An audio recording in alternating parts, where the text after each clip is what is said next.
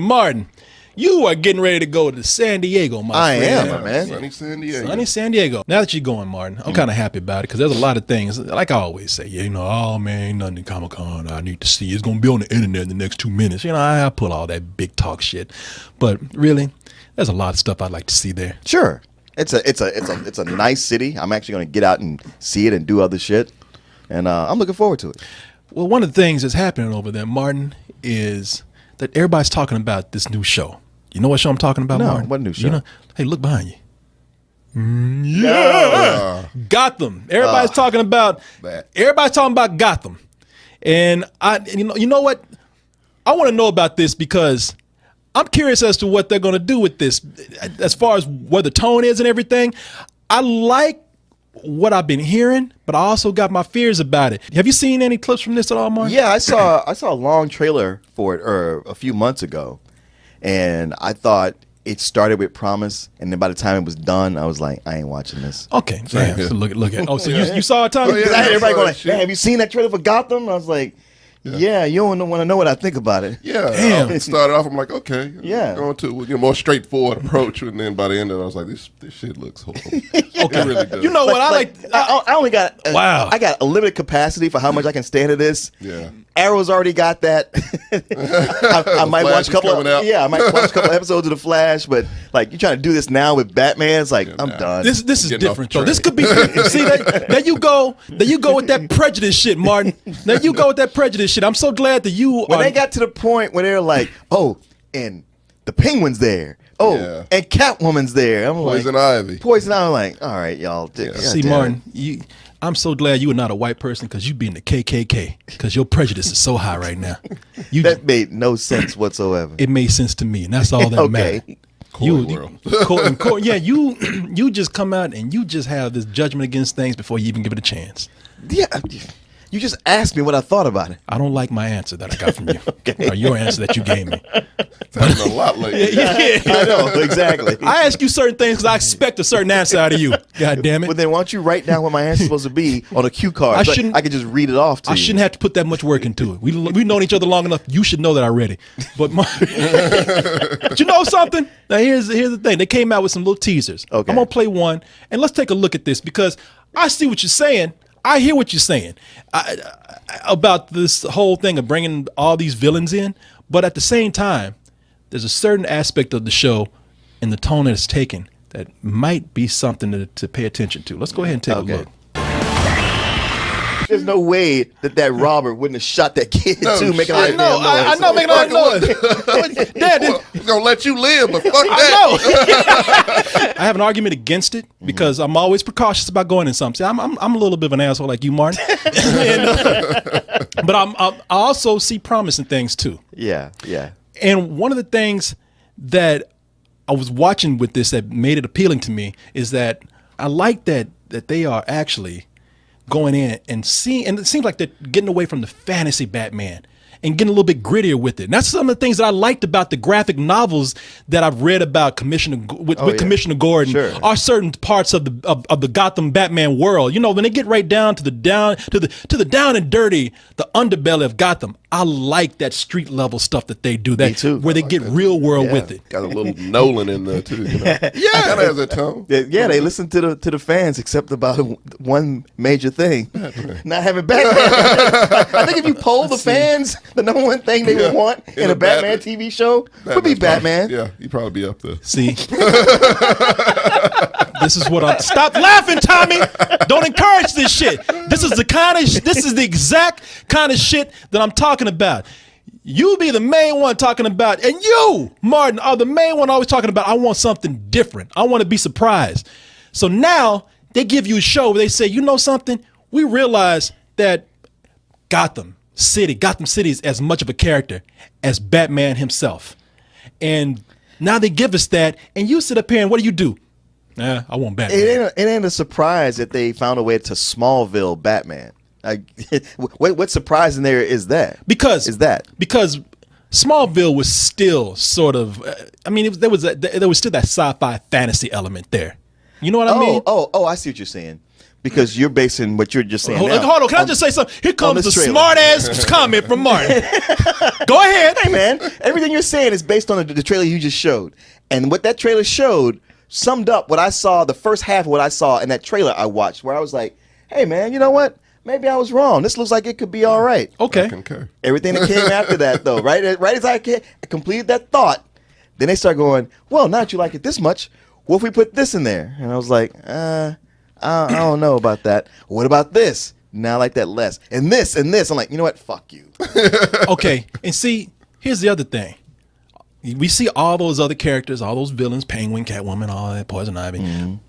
You still got your Batman, little Bruce Wayne. Fucking screaming. You still, hold on, Martin. Hey, Martin, you still got this. You get to see the bitch that Batman was before he became Batman. It's like the equivalent of looking at Batman's baby pictures. Right. Come on, man. I don't want to see a bear sitting moments with Batman. Come on, man. Oh, you know, How he used to pee in the bed and shit. No, I don't want to see What we that. love about Batman is how smart he is, how he has his shit together and knows things before everybody else. We don't want to see the fuck up Batman. Right. it's not the fuck up Batman. This is not centered on Batman. Oh, you're right, because he won't even be Batman at all. And that's a good thing, man. Why not tell that story of the city? See, this is what I'm talking about. This is why.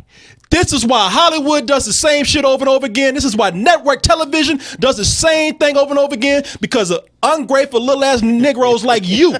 Yeah. So one of the things with asset this show has is Donald Logue. Now, one of the things this show has going against it is Donald Logue, because every show he's in gets canceled early. That's true. Oh, that's true, Donald man. Logue. And He looking at you like, yeah, why does that happen? Yeah, right. and also, this show is going to be on Fox, and Fox swings Notorious that for that axe shit. Yeah. wide Episode and 2. hard. Yeah. You have a show. Hey man, people love this show. It's critical, darling, and the ratings were high, first not as high as they once were. And Fox goes like, yeah, that's too bad. We canceling the show. You know, that's what Fox should be called, not Fox. Axe. Yeah, they should. They should. And especially a show, any kind of like sci-fi element that costs them some money, that costs more than just a regular sitcom, that cancel that shit so fast. You'd be like, everybody's watching this show. They'd be like, yeah, so. I don't mean to be shitty to you or anything when I say this, but Really? You don't? No, I don't. Because I feel like you're working hard at it. No, I don't. I can feel the effort you're putting into it. But I somewhat agree with you. I do. This because Martin, you touched on something and you hit on it early, and I was gonna wait for it because I had to fuck with you a little bit. I had to argue with you, son. Okay. Because I knew you were gonna come with that. You know, I said I want something different, but I don't really want nothing different shit that you do sometimes. But this is the problem with a lot of prequels, especially with something like this, like a big property like Batman. Tommy, is that they go through the Star Wars effect. Oh, yes. The episode 1 effect. yes. Now, I know people have been doing this before, but what is the episode 1 effect? Now, if you see here, let's just start with Batman. As Martin has pointed out here, you see that they're trying to bring certain characters that we're familiar with, certain villains that everybody knows and probably wants to see because they think the fans are clamoring for them. In addition to young Commissioner Gordon, you have Alfred. Okay, Alfred's got to be there somewhere. I mean, it ain't Batman, but somehow they put Alfred in that shit. Right. But they also have a young Catwoman. She's a little girl, Okay, Selena all right. Kyle. Okay. And they got a dude over here playing the Penguin. Oswald Cobblepot. Oswald Cobblepot. A young Oswald Cobblepot, if you will. And they also, and so let me go ahead and read a little something that I got here that actually, when I was finding ways to defend this show, there's also something in here that made me say, Martin, you know, maybe this is a little troubling to me. This is the Hollywood Reporter asking, you've got the DC canon behind you. Are there any limitations to what you can or can't do? Robin?